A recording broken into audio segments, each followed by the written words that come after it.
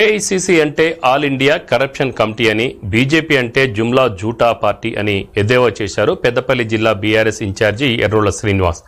పెద్దపల్లి జిల్లా గోదావరి ఖనిలో రామగుండం ఎమ్మెల్యే కోరుకుంటి చందర్ ఆధ్వర్యంలో బీఆర్ఎస్ ఆత్మీయ సమ్మేళనం నిర్వహించారు. ఈ కార్యక్రమంలో పెద్ద ఎత్తున పార్టీ శ్రేణులు పాల్గొన్నారు.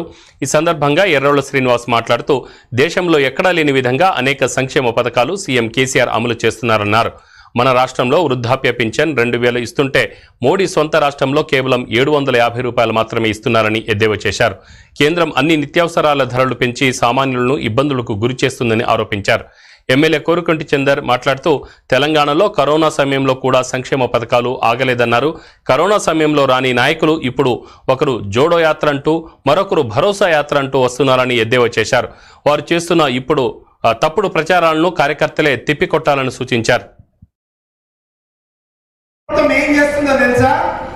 ఎవరైతే మోడీకి వ్యతిరేకంగా మాట్లాడతారో, బీజేపీ వ్యతిరేకంగా మాట్లాడతారో వాళ్ళందరినీ ఈడీ కేసులు పెట్టి లోపటేస్తా ఉన్నారు. అంటే మోడీకి జై అంటేనేమో ఒకలాగా ఉంది, మోడీకి నై అంటేనేమో జైలు పాలు. ఇవన్నీ కూడా మోడీ అబద్ధాలు చెప్తా ఉన్నారు.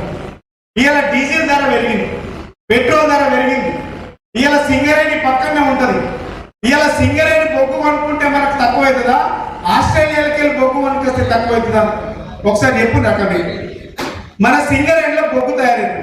ఇది భారతదేశం కాదు, మిగిలిన దేశాలకే సప్లై చేసేటువంటి సిరుల పంట మన సింగరేణిలో ఉంది.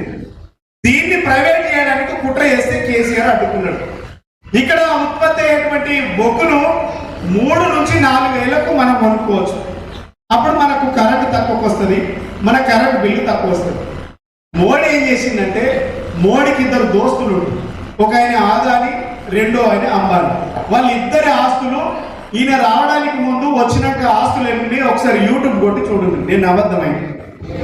ఈ 27 రాష్ట్రాలలో బీజేపీ వాళ్ళు 15 రాష్ట్రాలలో ఉన్నారు. కొన్ని రాష్ట్రాలలో కాంగ్రెస్ వాళ్ళు ఉన్నారు ముఖ్యమంత్రులు. వాళ్ళు ఎక్కడైనా 200 రూపాయలు ఉన్నటువంటి పెన్షన్ 2016 ఇస్తున్నారా? మీరు కాంగ్రెస్ వాళ్ళు వచ్చినప్పుడు, బీజేపీ వాళ్ళు వచ్చినప్పుడు అడగాలి వాళ్ళు, మీరు ఎందుకు అడగడానికి వస్తున్నారు?